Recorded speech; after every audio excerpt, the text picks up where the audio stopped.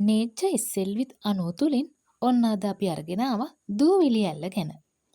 නෙළුව ප්‍රදේශයේ තියෙන මේ දූවිලි ඇල්ල බලන්න ගිහින් නැත්තම් ළඟදිම යන්නත් අමතක කරන්න නම් එපා.